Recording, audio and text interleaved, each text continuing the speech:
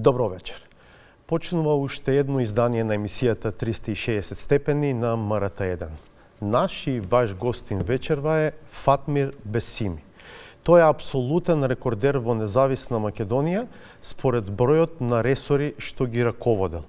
Беше министер за економија, за одбрана и за финансија, а во еден период и вице-премиер за евроинтеграции во владите предводени од петмина премиери: Владо Бучковски, Никола Груевски, Зоран Заев, Димитар Ковачевски и Талат Џафери.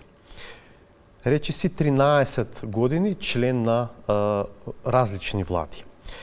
Ова вечерва ќе биде негов прв јавен настап по изборите на 8 мај, по кои неговата Дуи замина во опозиција.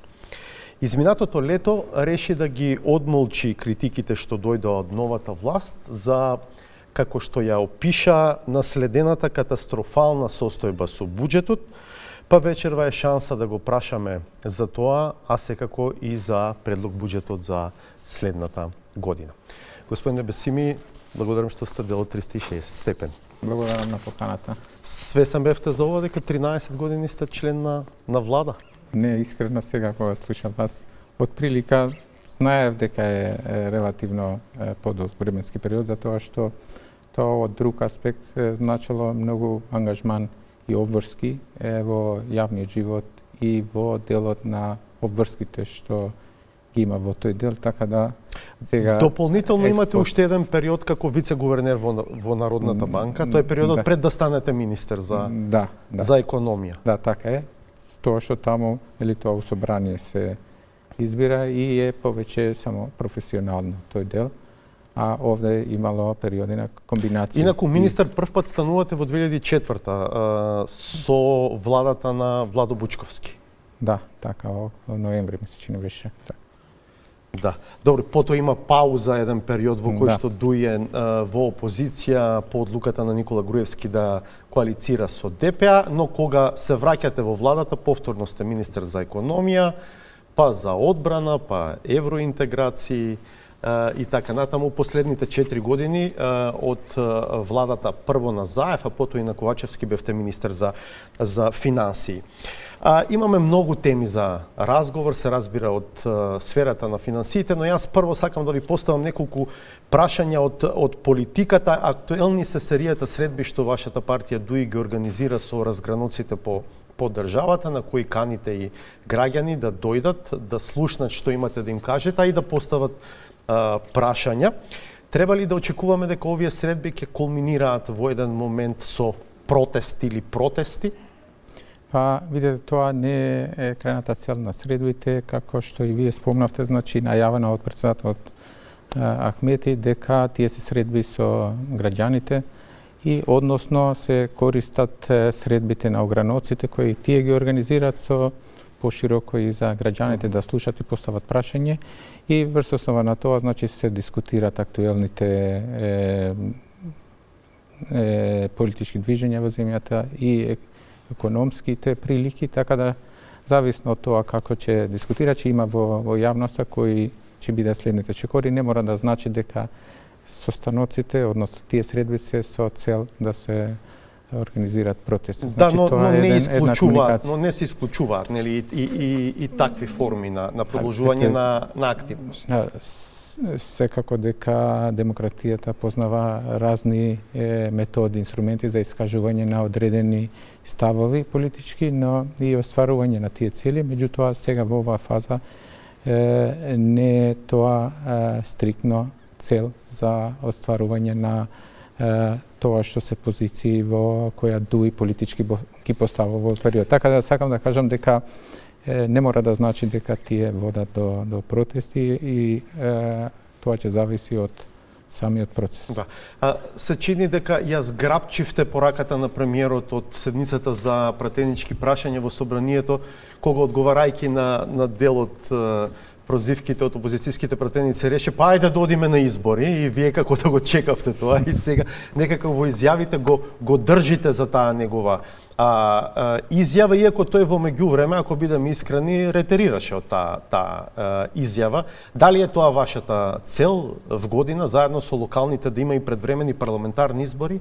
Па тоа го кажа председателот Ахмети после она во собраниот, како беше кажано од премиерот, дека ДУИ е спремно за тоа и заинтересирано заедно со локалните да има и парламентарни избори. И имаше објаснување зашто тоа би било во интерес на националните државни интереси на земјата. Сега премиерот малце нијансираше таа своја изјава во меѓувреме, рече дека станува збор за фигуративна порака, па рече локалните ќе видат добар тест кој каде стои, па ако еве губиме на локалните, може да одиме и на парламентарни избори. Добро, тоа е политика, да видиме како ќе се одвиваат работите во следниот период. Уште едно прашање во овој дел. Да, кажете. Ако е уште во овој дел на политиката, би сакал само да додадам во контекст на она. Јас сметам дека земите во однос на развој, во која фаза ние би требало да одиме напредокот.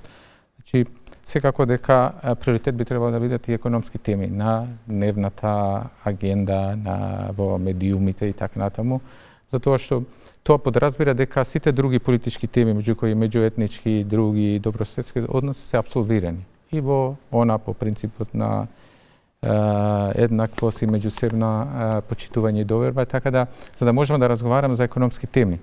Главно во денес, утре и понатаму за граѓаните, дали они имаат добра работна перспектива, дали имаат добар стандард и што може да очекуваат за нивните деца и така натаму. Така да мислам дека тоа би било оно што е предизвик на секоја влада, а верувам и на оваа влада и политичката констелација во земјата, да создадеме таква дневна агенда за граѓаните и медиумите следат, коментираат и анализи за економски теми. Ако индиректно сакате да кажете дека и сега доминираат политичките теми и темите меѓу другото и од меѓуетничките односи, прашањето е кој е одговорен за тоа? Дали владата, дали еве да речеме делумно и ДУИ со тоа што форсира дел од такви теми? Еве, вие сте професионален новинар долгорочно во оваа професија и следите и во регионот и пошироко. Еве, претпоставаме не интересира одредена земја, без разлика која е, кои се актуелностите таму, или ве ангажират консултант надвор од Македонија. И прво што ќе гледате, неколку дена следите што има по медиумите. Значи, тоа е преокупацијата и тоа се актуелностите. И ќе знаете дали доминираат политички, дали меѓуетнички или други теми, или економски теми, или предизвици. Така да и тоа е односно и тука тоа е работа што треба во иднина со решавање или надминување на сите овие разлики во однос на политички и меѓуетнички теми, да се фокусираме на економските теми. Така да мислам дека тоа е нешто што би следало. Премиерот, ако го слушаме, тој смета дека имаме редовна состојба, но ДУИ, ако ја слушаме, ДУИ смета дека се враќаме на ситуацијата пред 2001 година, така што имаме различна оценка за тоа во каква состојба ни е во моментот државата. Едно прашање само. Имате ли чувство дека внатре во ДУИ, во раководството на ДУИ, има страф, евентуално вознемиреност, одречи си секојдневните најави дека потенцијално се можни кривични гонење на дел од бившите функционери? Видете, ДУИ неколку пати има изјавено во јавност, има и доставено закон за ветинг во собранието, има кажано не само сега во овој состав. Ако ги следите наназад изјавите на Ахмети, сам повише од 10 години, он го спомнува тоа дека институциите, ако и правдата е неселективна, секој треба соодветно да си ја врши задачата и одговорност во однос на работењето на јавниот интерес, затоа што ние кога настапуваме во јавните институции, настапуваме во име на граѓаните, врз основа на гласовите што одредена политичка партија ги има добиени и програмата што ја ветува. Така да од тој контекст ДУИ постојано го има тоа наведено и од тој аспект е политичка партија во системот што е долг период во сцената и е заинтересирана за развојот на земјата. Ќе видиме како ќе се поставите ако навистина дојдат такви процеси. Од темите од областа финансии, актуелни се преговорите на владата со комерцијалните банки во врска со пласманот на дел од унгарскиот заем како кредити за компаниите. Тоа е нели тема која што долго ја најавува и изборува новата влада. Премиерот Христијан Мицкоски извесен период апелира на општествена одговорност на банките, со очекување тие да преземат дел од трошокот или да се откажат од дел од заработувачката при пласманот и администрирањето на тие кредити. Што мислите вие, во право ли е премиерот кога очекува таков однос од банките? Видете, пристапот да се комуницира со банките, мислам дека е очекувано.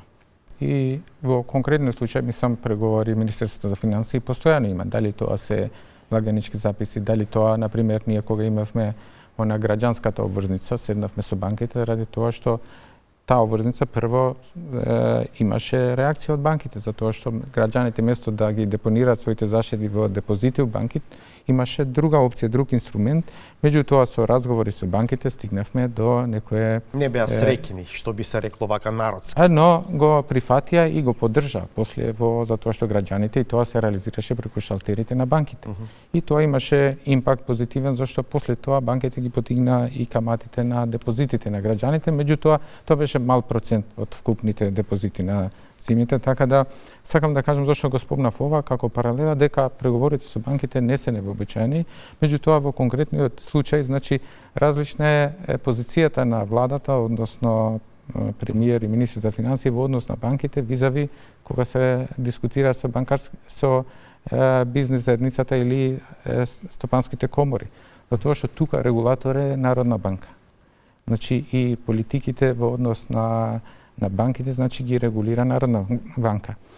Во однос на комуникацијата тука е владата обезбедила одредено финансирање и сака тоа да го постигне преку помали трошоци, меѓутоа помали трошоци врз буџетот за да по иста каматна стапка стигне кај стопанството. Меѓутоа банките во овој случај оние работат според нивните принципи, имат одредени правила. Прво, пазарните принципи за профитабилност, рентабилност, ликвидност, тоа им е приоритет, и другите правила и регулативи што им ги наметнува Народна банка во однос на адекватност на капитал. Да, премиерот им вели, ама ви имате големи профити, дајте покажете малку општествена одговорност за да му се врати на општеството. Видете, сега од ова ќе видиме како ќе одат преговорите. Банките не се должни тоа да го направат согласно законската регулатива, меѓутоа кога се разговара и со нив мора мерките да се дизајнират, тоа го кажува и Светска банка, и ММФ и Европска комисија, да се дизајнират да бидат врз пазарна основа. Што значи, за да бидат мерките или на политиките на владата одржливи, тие треба да се дизајнират на начин што одговарат на пазарните законитости. Тоа што со банките може да договорите еднаш. Да кажеме, че покажат волја, ради, да кажеме, X причини да покажат волја за остварување одреден цел. Но тоа е пазарно неодржливо. Тие банките сега и преку ноќ може да ги остават нивните депозити во Народна банка со 4,3%. Значи, и во блagajnički записи за 5,8% на месец. Значи, да, зошто би давале поевтини кредити некому, кога имаат шанса парите да ги пласираат со многу поголема камата. Па нивната цел е тоа, остварување профит и секако зголемување на пазарот и после и остварување на дивиденда за своите собственици и така натаму. Меѓутоа, главната улога нивна, ако гледам макроекономски аспект, е посредувањето за финансирањето на растот и економијата. Кај нас во моментот, значи, ако депозитите се 63% или вкупната банкарска актива е 87% од бруто домашниот производ. Кредитите се некаде на 54%. Значи имат простор, има соодветна ликвидност кај банкарскиот систем кај нас, имаат простор да не фалат пари, што би се рекло друго, за да може да пласираат кредити. Има. Да, сега во оваа фаза, во овој економски циклус има можност да ги пласира, така да ти имат и своји средства. Да. Надвор од ова што се... Во таа смисла, очекувате ли дека ќе има интерес, иако не ги знаеме сега до крај условите, макар што за крајните корисници веројатно тие се горе-долу познати, се тврди дека ќе биде каматата 3,25% за крајните корисници. Очекувате ли да има интерес и да се потрошат овие 250 милиони евра брзо? Еве, ќе ви кажам, кога пак ќе се вратиме сега од страна на она полисимейкер, владата, што сака да постигне, кој е таргетот? Пошто имате фирми денес што се релативно добро стојат, тие и сега комерцијалните банки добиваат кредити испод 3% и со 10 годишен временски период и со грейс период поволни. Значи, тука се таргет тие што се веројатно не може да ги постигнат овие камати, да. И сега во оваа категорија, значи дел од нив преку Европска инвестицијска банка и сега Развојната банка сервисира, например, активен договор со Европска инвестицијска банка 100 милиони евра. Некаде 87 милиони до сега, колку што знам, ако не грешам, се пласирани и тие се пласираат по 3,5% кај банките во стопанството. И сега банките тековно, односно стопанството може да користи таков кредит. Има со француската АФД, исто со 3,5%, актуелно што може да се користат, дали дигитализација, дали за жени во бизнисот, дали green transition и така натаму. А и претhodно, например, имаше од дополнителни 200 милиони евро од Европска инвестицијска банка, каде што кога беа каматните стапки пониски на глобалните финансиските пазари, дури по 1,6% се пласира овие од Европска инвестицијска банка. Така да, сакам да кажам дека ако владата има цел да го постигне тоа 3,5, независно дали ќе се договори со банките, да, 3,25, значи, независно дали ќе постигне таков договор со банките или не, таа има начин тоа да го реализира, како што и сега, например, се прават во однос на Европска инвестицијска банка и другите меѓународни финансиски институции, каде што владата делумно го субвенционира тоа. Како е за овој кредит што го спомнувате од 100 милиони, од кои што велите дека веќе 87 милиони се веројатно пласирани? Да. Ако 3,5% е каматата што се позајмува и се сервисира на стопанството со иста каматна стапка, разликата за трошоците на банките е 1,5% од каматната стапка. Значи, тоа е што се покрива де факто од трошоците. Дали тоа е преку Развојна банка делумно, за да не биде натовар на буџетот, ако Развојната банка нема таква рентабилност, тогаш се компензираат од буџетот разликата во каматата. Значи, во моментот фирма може да земе кредит од комерцијална банка, од оваа кредитна линија, со камата од 3,5%, велите на 10 години, така? Да, според тоа сега така има и долгорочни се. Таа камата од 3,5%, 1,5 владата го субвенционира. Да, има периоди кога владата, има периоди кога Развојната банка од својот капитал, ако она добива приходи повише од расходите и ги субвенционира самата Развојна банка. И тоа е целта на Развојната банка. Таму има и други инструменти, например, не е само кредитирањето. Имате развоен фонд што беше основан, фонд за енергетска ефикасност и гарантен фонд.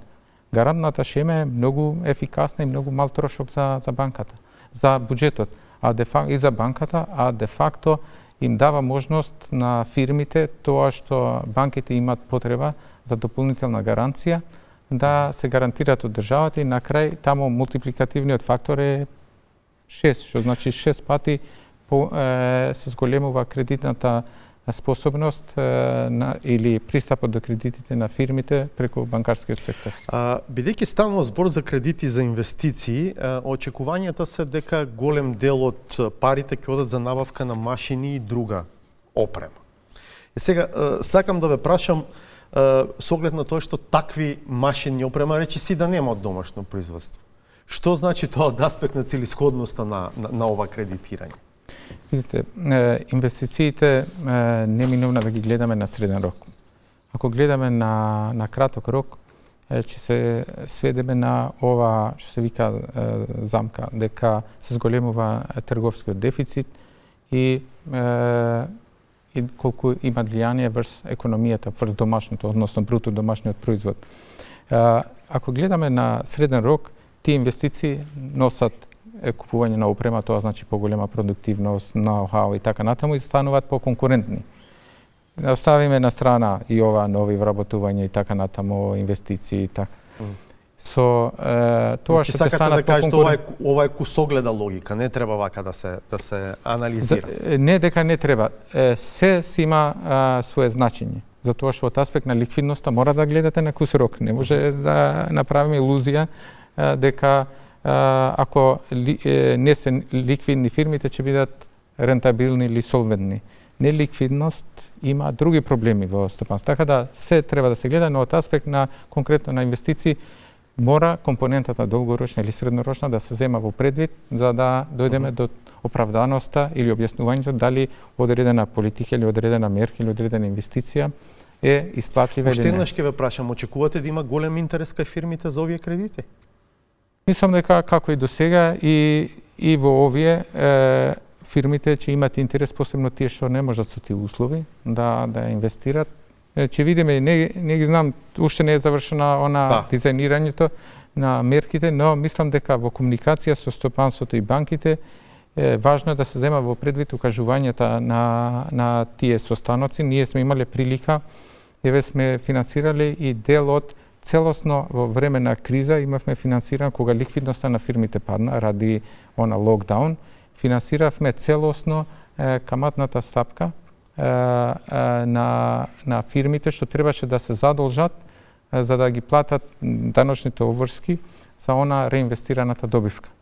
Ова е комплицирано да се објасни со една реченица во јавноста, но битно е дека зависно од потребите и разговарате со фирми, тоа не беа многу пари за буџетот, но им значеше многу на фирмите да инвестират. Наместо да субвенционираме 100% инвестиција или 50%, ние само субвенциониравме дел од каматата, што значи со 2% од вкупната инвестиција, наместо 50%, остваривме истата цел, зашто на фирмите им требаше тоа ослободување. Така да мерките мора на маса со корисниците за да бидеме сигурни дека ќе има интерес. Кога веќе зборуваме за пари од унгарскиот заем, кое е вашето мислење за ова задолжување?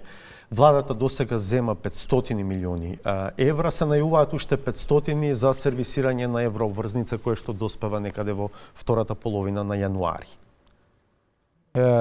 Видете, прво што кога почнав слушнав за ова идеја и првата дилема беше дали ова е чисто финансиски или има и политички обврски за државата, за тоа што се држава со држава.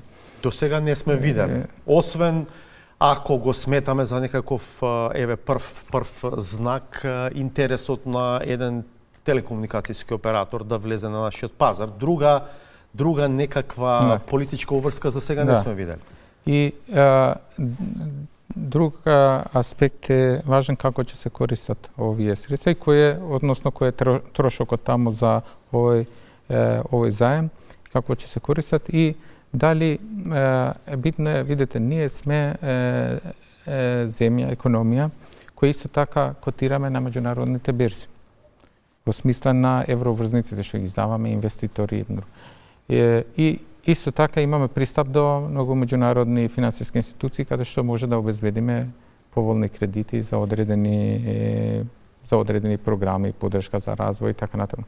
Во конкретниот случај, значи ние имаме отворен покрај ова, сега има Македонија има и други финансиски договорени финансиски пакети, например со Светска банка за наредните 5 години, тоа е стратешкиот план со нив, достигнува 950 милиони долари од прилика за програми на владата, приоритети.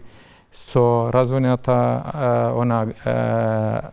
планот за раст, ако не грешам, беше 760 до 800 милиони евра за наредните 5 години. За Европската унија зборува? Да, за Европската унија, планот за раст што е за Западен Балкан, за Македонија толку беа алоцирани и она макрофинансиската поддршка и така натаму има пакет за финансирање. Но тука контролата е многу појасна и тие се целни заеми, така? Унгарскиот кредит нуди малку поголема флексибилност и слобода. Да, меѓутоа и овие, ако ги хармонизирате политиките, тие на крај се за буџетска поддршка. 100 милиони евра буџетска поддршка, што беше макрофинансиската поддршка на Европска комисија, тоа се за веќе дизајниран буџет. И тие даваат буџетска поддршка целосно на тоа што ги имаме.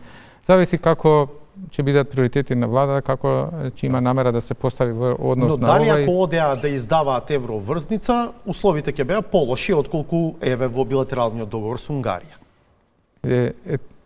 Таква споредба, значи ние во меѓународните финансиски пазари зависиме од другите текови, од многу текови. Значи и ние следиме тоа што е движење на овие меѓународни каматни стапки, познати Еурибор или Либор, зависно тоа, плюс се додава одредена маржа за кредитниот ризик на земјата и доаѓаме до некои камат.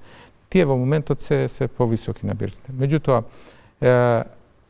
присуството на тие пазари, затоа што инвеститорите сакат да знаат дали одреден кредитор, односно одредена земја, издавач на врзници или одредени обврзници, дали се постојано на пазар. Вие инвестирате во одредени, сега друга перспектива се да дадам кратко. Ако сте инвеститор и инвестирате, имате опции 3-5 обврзници. Од различни држави. Од различни држави, да кажеме. Сега, ако... Тоа што би ја купиле од нашите, например.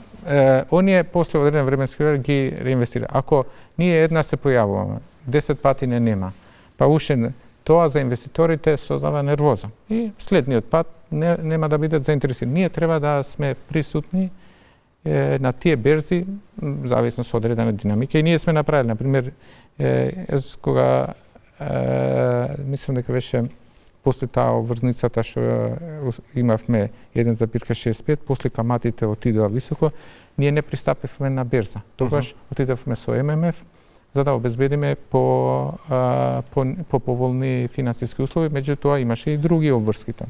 Така да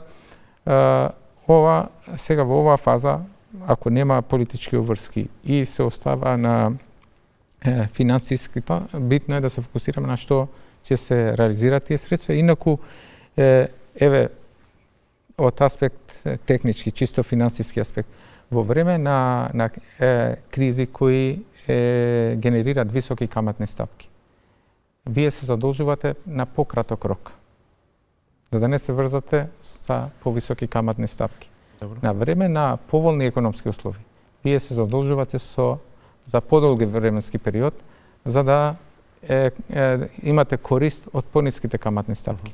Така да и во овој период мислам дека тие што се занимаваат со управување со јавниот долг треба да ги имат во предвид овие аспекти. Сега јас пошироко ја објаснив за тоа што има повише аспекти за да се даде еден едноставен одговор на такво прашање. Да. Кога Министерката за финансии Гордана Димитриевска-Кочовска во јули го презентираше ребалансот на буџетот, искажа тешки квалификации кои одеа еден дел и директно на ваша адреса. Ке дозволите да цитирам дел од нив. Лошата состојба со буџетот ги надмина очекувањата на новата влада, затекнуваме држава во хаос и долгови, буџет кој е список на желби наместо креиран развој, економија во клиничка смрт. Реков и во најавата, вие во тој момент не излеговте со реакција, можеби што одговора на вашиот карактер. Што денес, 4 месеци по овие квалификации, ќе кажете во своја одбрана? Видете, прво, јас тогаш не наставив одмah во јавност заради тоа што е владата во почеток, има време да ги согледа сите работи, се соочува со многу предизвици и така натаму. Во однос на одговорноста пред граѓаните, ние излегуваме на избори, како ова даваме програма за понатаму и мислам дека во тој дел и во државата и во институциите се има факти, има бројки кои сака да провери и затоа немав таква реакција и вообичаена и кога сум бил во функција, освен тоа што сметал дека мора да постои транспарентност, треба да има постојани информации наместо сензации. И во овој контекст, но мислам дека со тек на време голем дел од работите веќе добиват појасна слика односно тоа и како беше. Еве и во предлог буџетот и за однос на позициите на РАС. Например, вие се сеќавате, имавте еве сега 14 октомври, например пред месец дена статистика излезе со соопштение за бруто домашниот производ, претходни податоци за 23-та. Добро. Со раст од 2,1. Ќе ве подсетам дека во април кога излегува беше за 1% раст. Значи толкова дискрепанца во податоците и сега ние влегуваме, еве да кажеме, на избор или постизборно во однос на овие прашања, така да затоа во однос на политики тоа што беше должност и во однос на фискалната консолидација и тоа што сме направиле се си постои Ајде за неколку конкретни елементи кои што беа коментирани во тој момент. Едно од главните забелешки беше дека планираниот дефицит за 2024 година само во првите 6 месеци од годината, значи заклучно со јуни, бил потрошен 71%. Добро, тоа не е ништо невообичаено. Во буџетот имате план, што е годишен план, имате управување со ликвидноста на буџетот, што е трезорот. Добро. И сега за граѓаните да знаат пошироко, пошто тие постојат, меѓутоа не сите се економисти и ги следат. Пример, друго е буџетот каде што е план и тоа е во сила на закон. Собранието ти дава право на владата, му дава право на владата во име на граѓаните на тој начин да ги трошат парите. Што прави владата преку законите, односно даноците и другите приоди, преку УЈП, царина и други институции собира пари и ги распределува како што има од собранието добиено одобрение преку буџет. После имате трезор, реални пари. Значи треба УЈП да ги наплати, влегуваат парите во буџет и тие после се трошат за плаќање на фактури што стигаат од институции или за плати и така натаму. Значи ова е трезорот. Не секој, затоа што имате циклуси во текот на месецот кога се плаќаат даноците, имате циклуси кога се даваат пензии, плати и така натаму, што имате циклуси кога имате такви дисбаланс. Затоа Министерството има своја трезорска сметка во Народна банка отворена. Како што вие имате кредитна карта, може да одите у банка и да одите во минус во текот на месецот, но крај на месецот треба да го завршите, односно билансот да го сведете на ниво позитив, инаку ќе биде кредит. И Министерството тоа го има. Значи, тоа во моментот може би е една слика и сега се користи во јавност. Денес, например, може да видите, според тоа што е објавено на Министерството за финансии, приходи, расходи, на часовника што го прави тогаш. И тоа го има, е транспарентно, добро е Министерството што го држи тоа, го продолжи. Мислам и има и други работи за кои јас можам да кажам позитивно за тоа што се намерите во Министерството и Министерката. И тоа што го има, кажам, ништо не сваќам лично. Вие кажавте колку долго сум бил во овие институции, ако не сте спремен за критики или ова, не може да направите нешто што е добро. Мора да сме отворени во тој дел. Да се навратам на ова што сакам да кажам.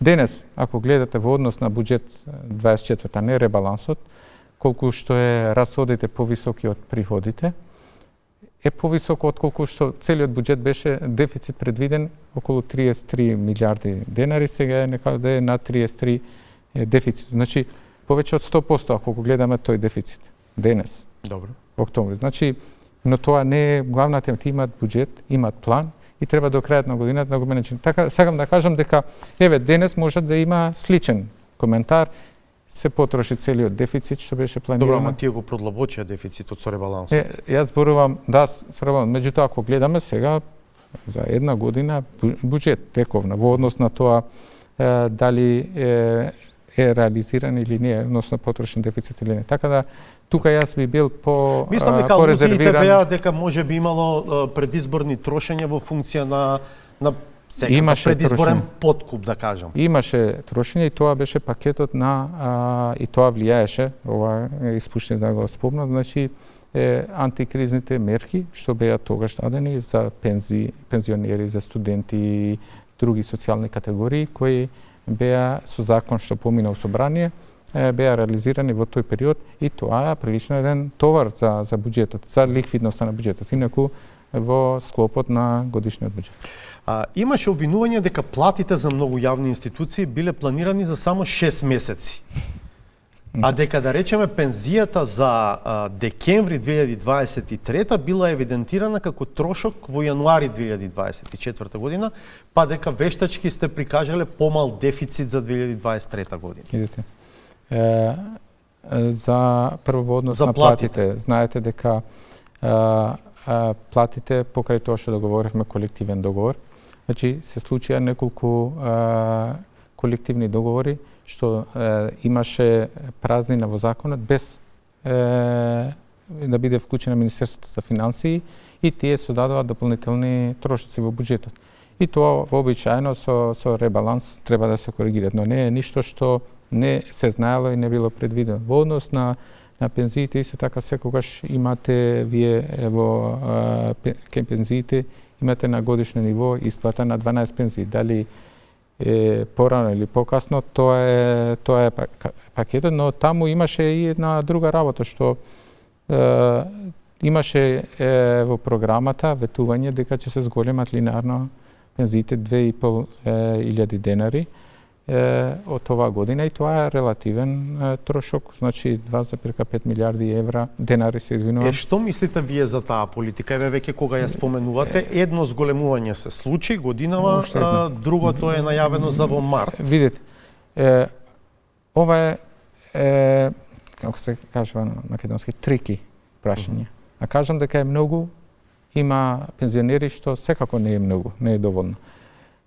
Но ако гледате од буџетски аспект и системски, мораме овие работи да ги поставиме системски. Минимална плата, пензии, постоеше закон со кој што да. Тоа што имаше методологија и постои во законот и овде после март така пишува дека ќе се вратат на методологијата што постои.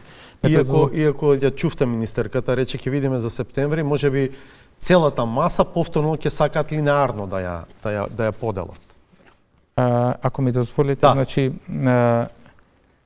цврсто стојам на ставот и професионално и сум спремен да разговараме дека треба да има системско решение затоа што пензионерите заслужуваат и администрација друго, како и сите други стопанства предвидливост. Што значи предвидливост? Знае кој му се прават во закон, им се гарантира статусот и нема зошто да преговара со влада за нешто што му е гарантирано со систем. Зошто да бидат предмет на пред секои избори, дали ова влада ќе даде 2500, дали ќе даде 2 или 4 или 5. Еве некој да е неодговорна опозиција ќе каже зошто 2,5, дајте 5000. Може, но не е одржливо. Сакам да кажам дека ова фер да бидеме 5000 плюс во период од 6 месеци за многу од пензионерите е одлично дополнување на месечниот значи, има тие во почеток на годината, не сам исто еднократна помош надвор од порастот. Значи, што е идејата? И мислам дека тука веројатно и тоа ќе се направи, е битно дека има дефинирани правила. Значи, прво е да им се гарантира стандардот, значи трошоци на живот да се покријат, и второ е она што се вика растот на стопанството, продуктивноста и тоа да го чувствуваат и пензионерите. Во смисла пензиите да им растат повеќе од колку инфлацијата. Не само статус фото, но како што расте економијата, како што се подобрува стандардот кај сите, тоа да го почувствувате пензионерите. Затоа се тие методологии, например 50% од корекцијата врз основа на трошоци на живот, 50% врз основа на нето плата, но номинално гледано, што значи и тоа два пати во текот на годината, за да се ублажи тој ефект. И мислам дека тоа е одржливо и системско и може да се предвиди. И конечно некој што повеќе уплаќал во текот на работниот век заслужува кога е, нели?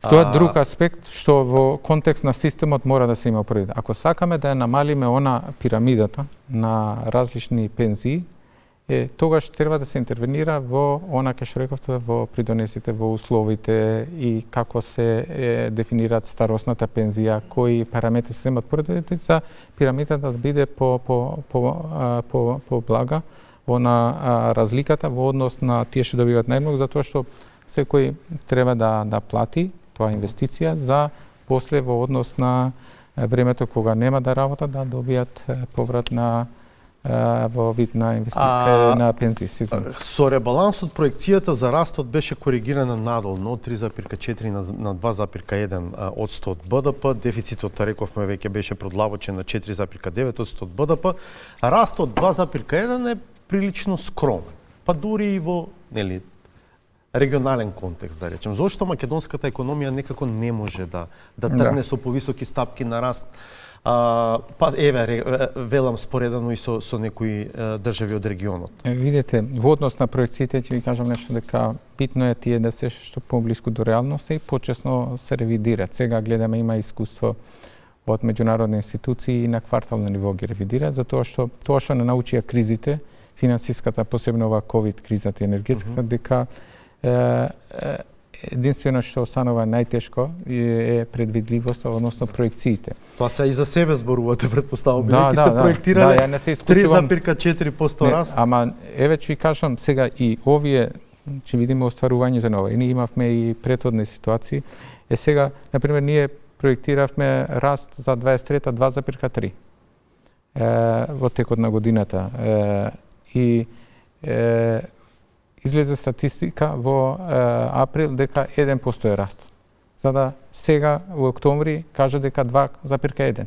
Кога ќе бидат дефинитивни, може ќе бидат поинако. Сакам да кажам дека проекциите е битно да бидат што поблиску, но не треба да не изненадува кога се разликуваат. Имате и во текот на годината дека меѓу себе се разликуваат. Но на вашето прашање, зошто Македонија има ваков раст поскромен во однос на други земи, е структурата на економија.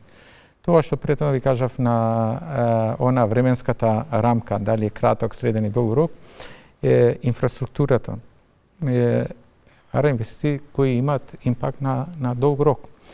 Тоа што е структурата на нашето стопанство беше многу ранлива на кризата, во смисла на после ковид, и тие зинџири на производство што беа исто така пореметени, беше и енергетската криза, инфлаторната криза, предизвикана од тој зинџир. И што се случи? Ние земја со енергетски позависна од другите земји од регионот и веќе тоа се почувствуваше на трговскиот биланс, на платниот биланс на земјата, а и врз стопанството и врз цените.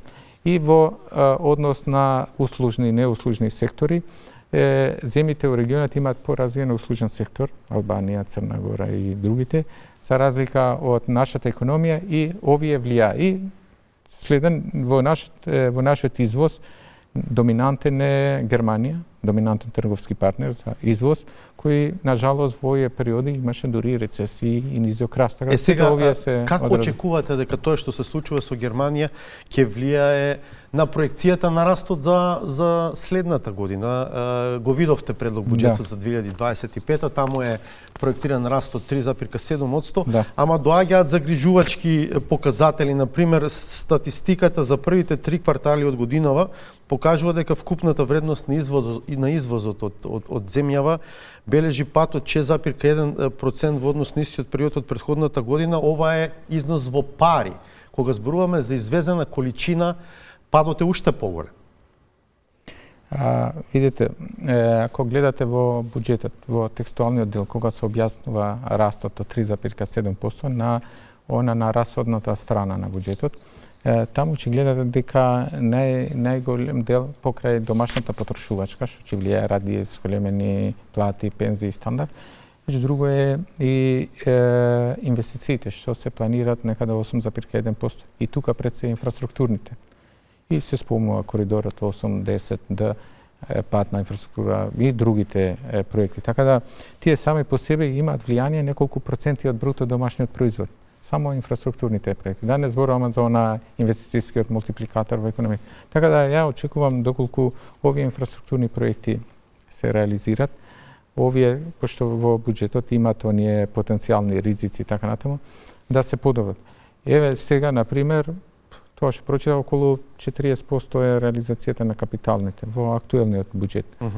И важно е како тие до крајот на годината ќе се реализираат. Ја не го кажам ова ради критика, затоа што знам и во претходните години министерствата едно друго, па сега избори, нов состав, нова влада и така натаму, тоа влијае. Меѓутоа, обично на последните месеци се реализираат капиталните расходи. Ама дали реално се реализираат или вашите влади ги обвинуваат дека вештачки со трансфери сте ги практично сте прикажувале реализација која што не била де факто капитална инвестиција? Еве ќе ви кажам, значи тоа може секогаш секој да искористи, зависи дали пратеник или тој што дава изјава од власт или од опозиција, но вистината е некаде во бројките во документите. Погледате каде се реализираат тие пари. Има ситуации кога одредени институции при крајот на годината, кога знаат дека ќе ги изгубат средствата, ќе се ангажираат повише и ќе ги реализираат, ќе ги остварат. Има ситуации кога се обврски што се направени претходно и се реалоцираат средства. Има некои природни, затоа ние го имплементиравме механизмот, она КПФ го викавме.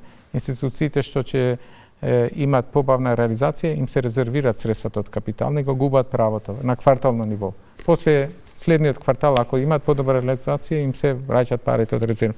И во конкретниот случај имавме ситуации, например, кога преку овие реализации имавме до 95% реализација на капиталните. И сега прашањето на вас, може би се алудира на тоа што беа капитални трансфери до СМА, капитални трансфери до Развојна банка. И до Развојна банка капитализацијата е секако корисна. Дали тоа се капитални трансфери до железница и други. Значи, тие се работи кога вие може да ги реализирате доколку има потреба за докапитализација. Има закон како тоа се предвидува, но суштината е дека во структурата на буџетот, што се вика развоен буџет, клучно е да се зголемат инвестициите.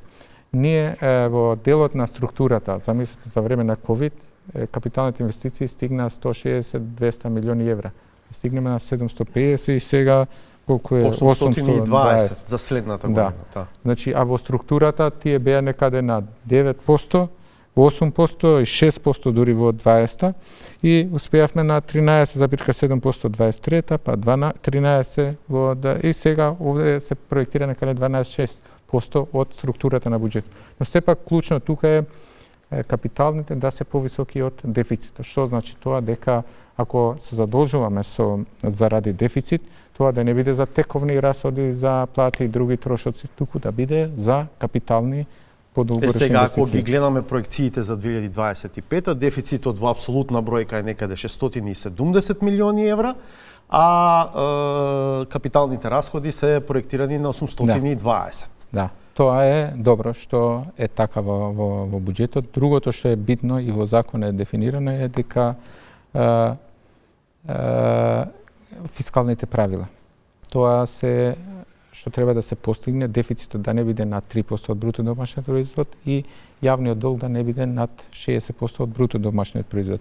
Сега овој буџет, значи во тој дел се уште не стигнало на ниво да може да... Иако е некаква транзиција од 4,9 оваа година, со ребалансот, толку беше продлабочен. Претходно беше, мислам, по 3-4 беше претходно, да. Потоа се зголеми со ребалансот, имаше дополнителни средства за проекти за општините, имаше за пензиите и други работи што беа претходно нормално у програма. Тие се политичка програма и владата сака да ги реализира веднаш со ребалансот.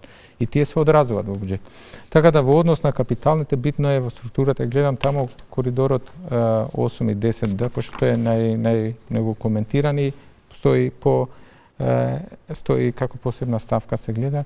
Значи 200 милиони евра се предвидени. Околу 8 милиарди денари, не се 10. Не се 12. Од 12 министерката усно јас не ја видов бројката во документите. Не сум слушал тој дел. Да. Меѓутоа тоа што гледав тоа што гледав бројките е околу 8 милиарди во буџетот, можеби со ребаланс нешто ќе се додаде како минатата година, ако останат средства во буџетот, може на државни патишта на крај на година да им се префрлат, па како се реализира проектот заради Сакате да кажете дека се малку 8 милиарди. За динамиката што сакаме да се реализира тој проект, например да стигне 4-5 години, да се реализира целиот проект, веројатно ќе требаат повише средства, ама тоа ќе зависи на самиот процес. И видно е тој проект е значен и самиот по себе има значен економски импакт во земјата. Што мислите за политиката за пласман на пари кон општините? ВМРО ДПМН во предизборието вети дека секоја година по околу 250 милиони евра ќе одат за поддршка на инфраструктурни проекти за општините. Тој процес е почнат, потпишани се договори некаде за околу 65 милиони евра за оваа година, да видиме колку ќе биде тоа реализирано до крајот на годината, веројатно помалку од таа сума. За следната се најавуваат нови 250 милиони евра. Се разбира, во ова има изборна калкулација, но дали ќе има бенефити за граѓаните и за економијата? Секој политиката на страна кога го ставиме и ова изборниот циклус и тие дали процесот беше неселективен во однос на тоа што во јавноста има кои општини како. Меѓутоа, дополнителни средства, инфраструктурни проекти, подобрување на стандардот на граѓаните, секако дека се очекува да има економски ефект ако ја ставиме политиката на страна. Меѓутоа, ќе се навратам на нешто што претходно го спомнав. Јас повише инсистирам на некои решенја да се системски. Може би политички се неатрактивни, може би барат повише време, но системски создават една посолидна основа. Например, има еден процес што почна и верувам дека оваа влада, откако ќе ревидира, ќе го разгледа тој дел, фискална децентрализација? Фискална децентрализација, да, тоа го направивме. Има тамо и финансиски инструменти како да се подобри финансиска дисциплина. Меѓутоа, има друг дел што беше основање или трансформација на Биро за регионален развој во Агенција за регионален и локален развој. Тоа го работевме со меѓународни институции, земавме одредени консултации од институции меѓународни и што е идејата таму. Ние само сега добиене толку пари ова година и претоа што правиме наредна година. Пак ќе бараме пари да им даде на општини. Тоа треба да биде една агенција која професионално се води тоа како што е Развојната банка и таа врз основа на финансиски принципи ќе може да ги реализираат општините парите и тоа не само преку кредити, ќе може тука да се вклучат и EBRD и други меѓународни финансиски институции каде што ќе им дадат можност на општините дури да се промовираат моделите на PPP, јавно-приватно партнерство, што се исклучително корисни, каде што товарот врз буџетот е помал за развојните проекти за општините и ќе се прошири портфолиото и основата, не само што ќе може да се преку така наречени blended finance, ќе може да се користат повеќе. И има такви практики во земјите и тоа ќе биде одржливо системско решение и мислам дека таму после ќе се оди на green transition и така натаму ова зелени инвестиции. Така да, тие се работи што мислам дека... Добро, овој актуелниот пристап дава резултати видливи на пократок рок, а во политиката многу често и самиот велите се бараат инстант, нели, резултати. Има и теорија за тоа посебно развиена во економијата и она theory of public choice. Се знае, и тука е она трейд-офот или компромисот каде што носителите на политиките или политичарите по жаргон какви одлуки носат визави економските импакт. Затоа што оние се природно по процесот демократскиот на циклуси, избори, оние сакат да испорачат резултати побрзо. Не секогаш и тука мора и се прават компромиси. Дали на краток рок се гледа повише или на среден или долг рок, но тоа е демократијата. Само кратко, бидејќи сме на сам крај. Министерката за финансии и премиерот рекоа објавија крај на трансфери од буџетот за електрани на Северна Македонија.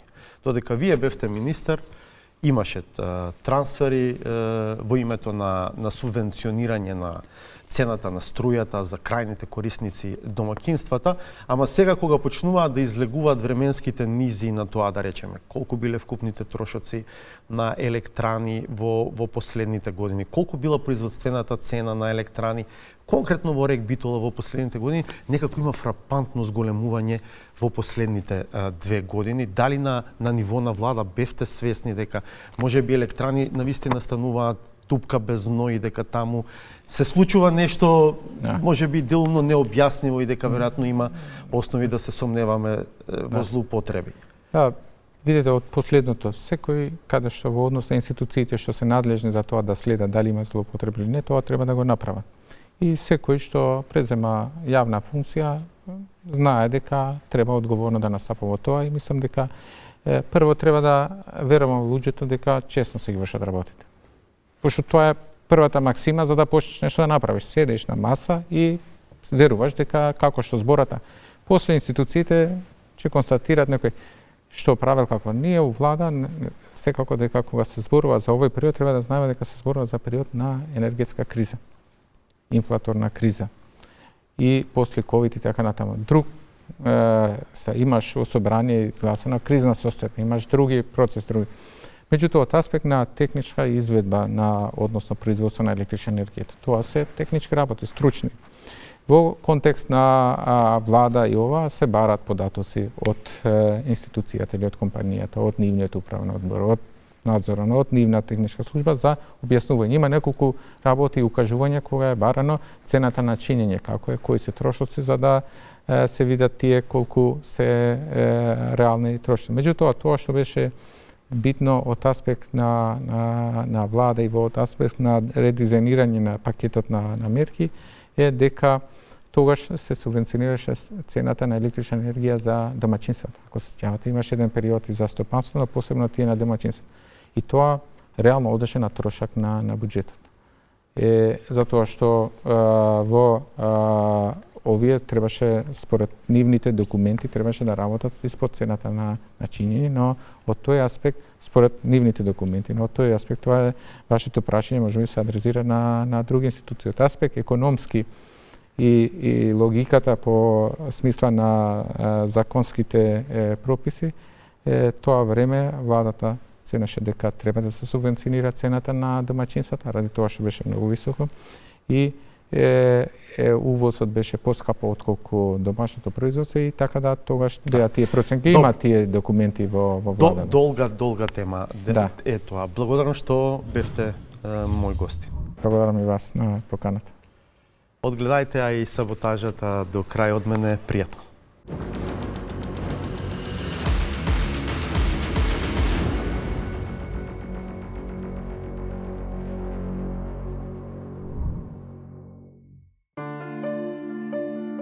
Институционалната меморија е исклучително важна кога представници на власта даваат коментари за сомнителното работење на функционери од гарнитурата пред нив. Бидејќи според околностите, тие критикуваат никој друг, туку личност која е дел од актуелната владеачка структура. Тоа што пошта со години наназад работи со загуби, не ја спречило директорката Буја Реабази во 2023 година да донесе одлука за покачување на примањата на директорскиот тим и тоа спротивно на законот. Планот на претходното раководство било да го издаде за ресторан со кабаре. Не се знае дали ова идеја била на директорката која сега и тогаш беше во раководството на партијата на Таравари. Но ако таа и натаму има влијание врз правците на развој, тогаш е разбирлива за честената забелешка дека многу од работите за кои се говореше дека ќе бидат сменети, остануваат исти. Ние не правиме нешто поразлично од тоа што било која претходна влада го направила. Дури обидите вербално да се покаже некаква диференцијација, паѓаат во сенка на реалните случувања. Па дури и тогаш, кога и самите мора да го демантираат тоа што пред само неколку дена го тврделе. Мислам дека изминатиот период покажавме дека има разлика од како до сега и тоа како денеска можело да се работи.